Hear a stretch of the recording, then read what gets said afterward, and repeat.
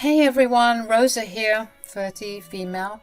Let me spill some tea about how I dodged a bullet and got out of a toxic situation. It's a little crazy, but it's a reminder to always listen to the kids because they might just save your life. Ironically enough, they're smarter than you think, so buckle up for this roller coaster.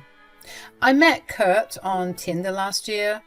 Now, I was kind of giving up on love, you know. I was 2 minutes away from deleting the app altogether, but he swiped right, and I thought, why not?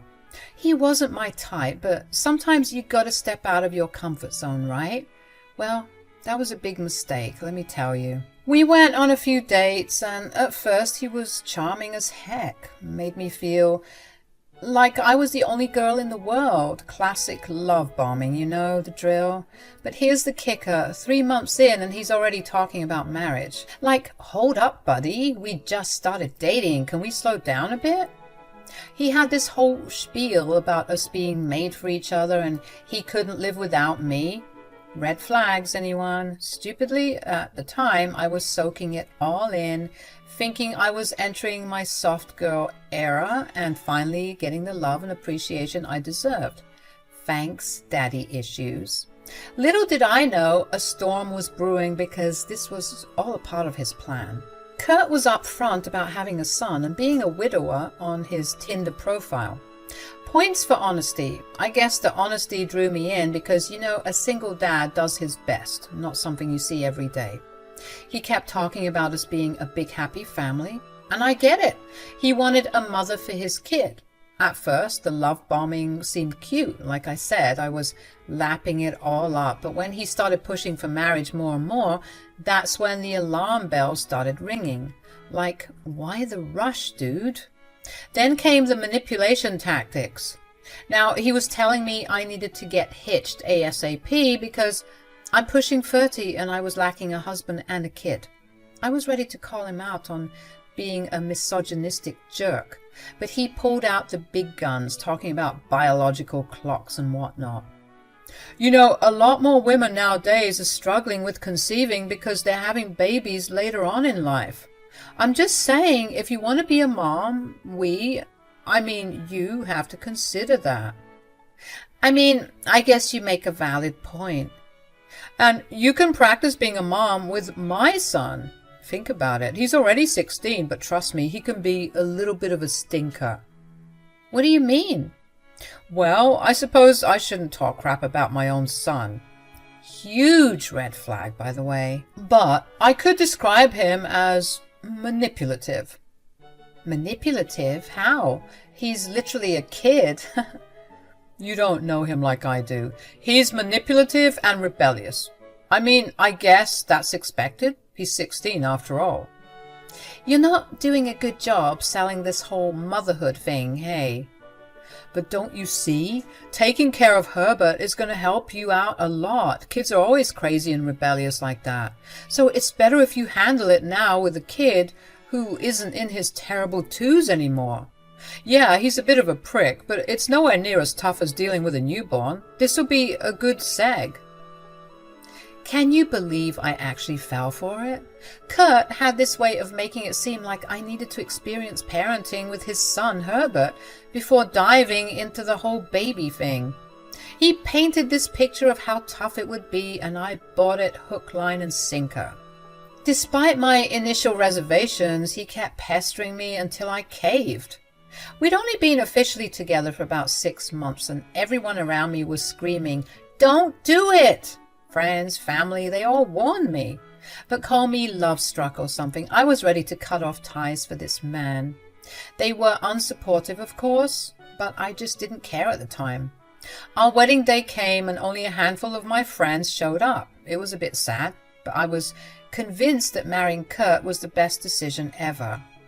I also got a chance to properly get to know Herbert. He's a sweet kid, quiet, reserved, but sweet nonetheless. Our wedding day turned out pretty good, all things considered. I was quite happy about it all.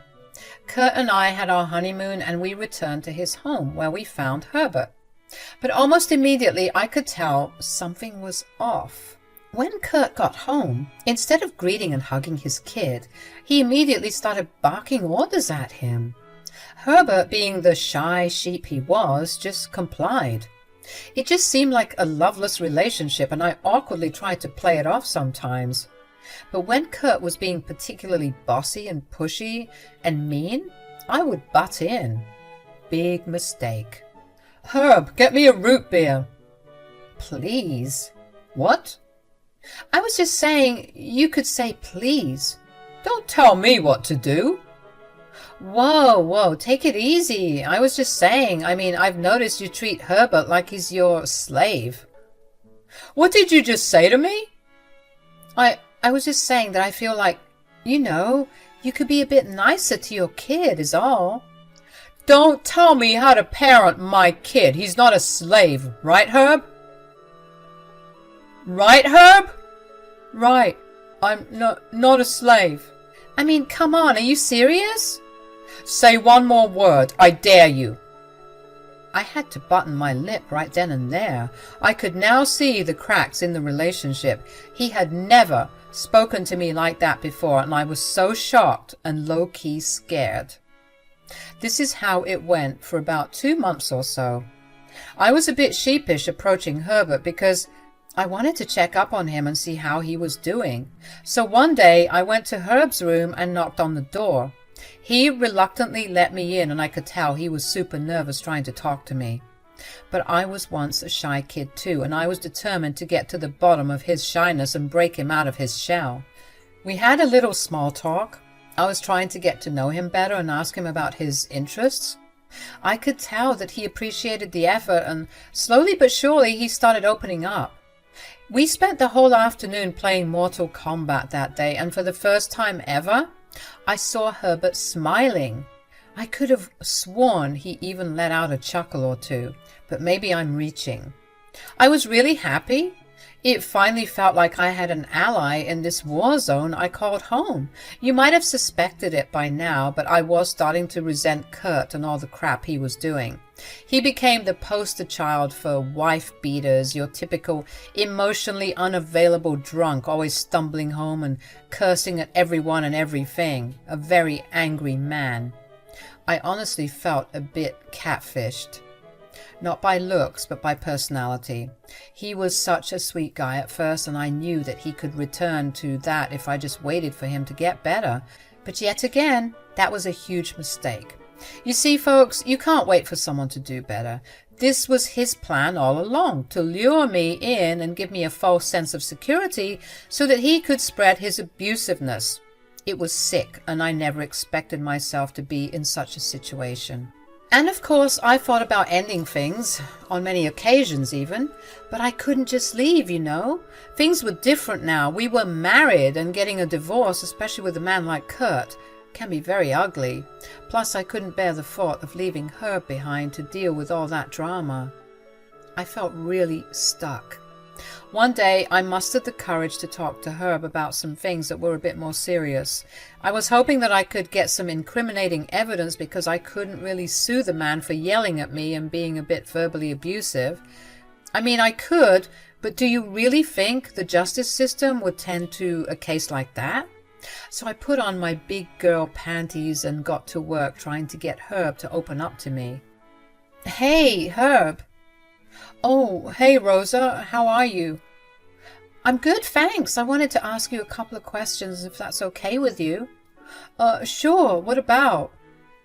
"I just wanted to talk about your father." "Oh, I don't want to talk about him." "Why not?" "Well, he's just... Suddenly we heard Kurt yelling from behind us, asking us what we were doing and what we were talking about. We both quickly told him it was nothing, and Herb ran to his room, leaving me to deal with Kurt. Thanks, buddy. Kurt was fuming, getting really close and trying to intimidate me. I was a bit scared, but I was also shocked. Like, who do you think you're stepping up to? It was a bit challenging and bold, I'll admit. I didn't know where that strength came from, but I guess you could say I was just tired of the BS. "What the hell do you think you're doing?" "I'm not doing anything." "You think you can come here and turn my son against me, huh?" "I don't know. Do I need to?" "Excuse me?" I'm just saying, with the way that you treat this kid, I wouldn't be surprised if he's already contacted the authorities. Immediately, when I mentioned the cops, Kurt kind of just turned pale and shriveled up a bit. He didn't look so big and scary now. If anything, he was the one who was looking scared. He was backing off, and I knew I hit a sore spot. I didn't know why the cops were such a sore subject for him, but clearly it was. I knew I had a new weapon in my arsenal, and I had to dig a little deeper to find out why Kurt was so triggered by this. Kurt kinda left me alone for a bit after that, still feeling a bit sheepish, I guess. But slowly but surely, as the days went by, he was back to his normal self, being loud, annoying, and mean. About 3 months into being married, Herb actually surprised me because he approached me. Normally, I would be the one asking if we could talk or hang out, but now he was initiating it first. That was great. I was getting through that shell, and I was determined to keep pushing till I found gold, or in this case, dirt.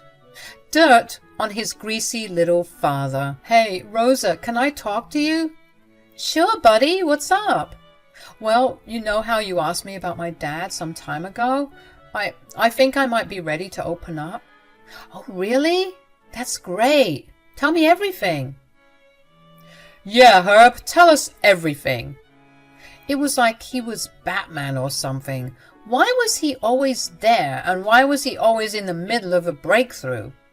We had been had, and Herb looked like he was crapping bricks. He was now stuttering, and I felt like crap because I didn't want to get Herb in trouble, especially now that he was getting ready to open up to me. Kurt started yelling and cursing at Herb, and I could physically see Herb shutting down again. Oh no, all of my hard work of getting him to open up was fading away right before my eyes. Kurt was a real piece of work, I tell you, making his kid feel so small and inferior like that. I had to step in, so I started yelling back at Kurt, telling him to leave Herb alone. Kurt and Herb were surprised by this. I guess they weren't used to Kurt being challenged, and this gave Herb a chance to leave and Kurt to direct his anger at me. "What the hell do you think you're doing?" "I'm talking to my stepson." "You think you're so slick, huh? You think you can just waltz in here and poison my son? What game are you playing at?" "I could ask you the same thing, buddy." "Watch who you're talking to." "You watch who you're talking to. You can't speak to me that way." "Or what? Or I'll call the cops." Yet again, Kurt was cowering at the mention of the police. Very interesting. I was convinced at this point that he had a bad run-in with the law at some point in his life. He'd obviously never opened up to me about that, which is why Herb was the key to getting to the bottom of this. Kurt stomped away, cursing under his breath to hide his embarrassment. And I knew that under all of that aggression and anger, he was just a scared, insecure little boy. Still, it didn't mean that he could walk around and bully everyone he came across.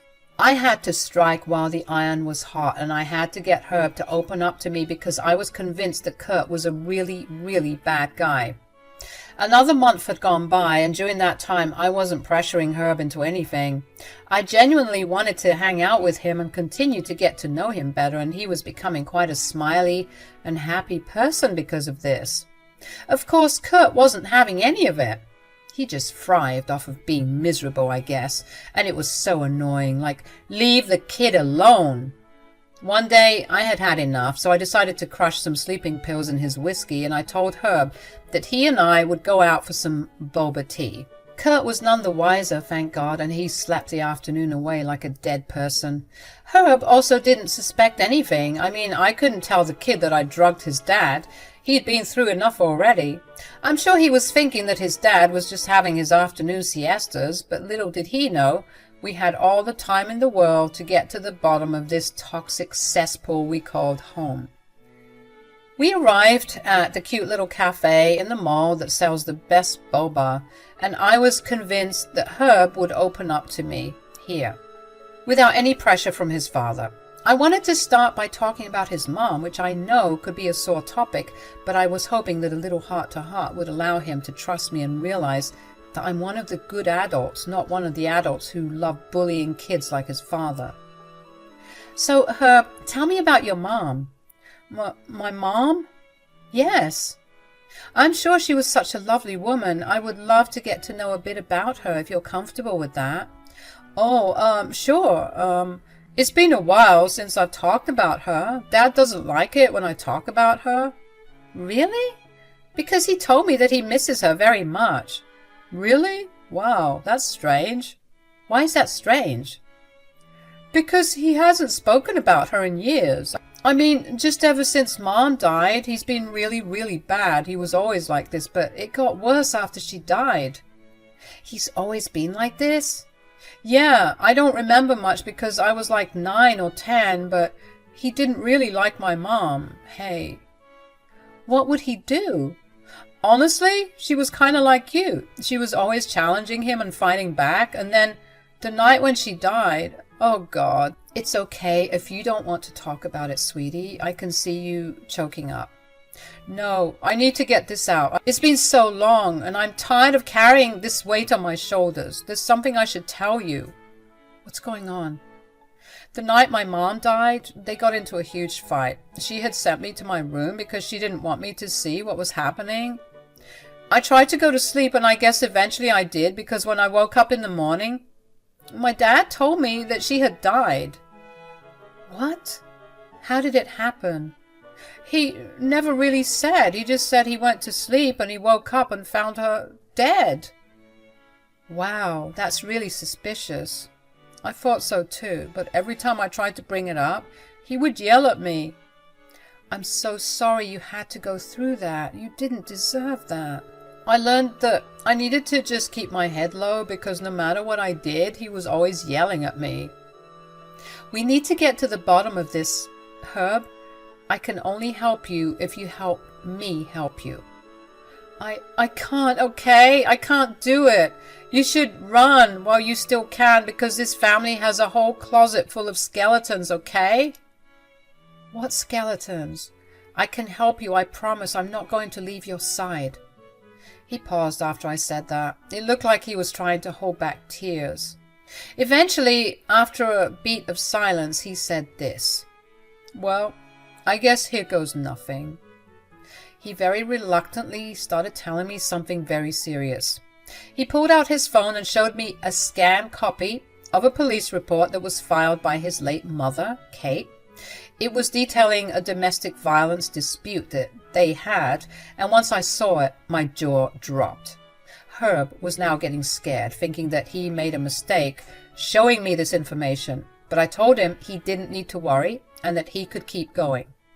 I found this last year. I was messing around in my mom's old files just to feel her presence, I guess, and I saw it, and I scanned it, and it's been saved in my phone ever since. I saw the picture on his phone, and I was gobsmacked.